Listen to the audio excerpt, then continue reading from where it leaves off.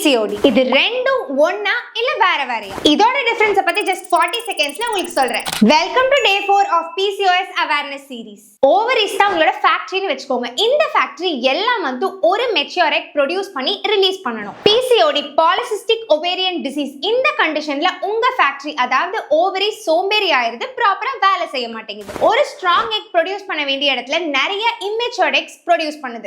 இந்த immature eggs எல்லாம் ovaries விட்டு வெளியே போகாம அங்கேயே தங்கி கட்டியா ஃபார்ம் ஆயிருது. அது உங்க ஓவரிஸ பல்க் ஆக்கிருது. இது ஜஸ்ட் லோக்கல் ஃபேக்டரி பஞ்சாயத்து தான்.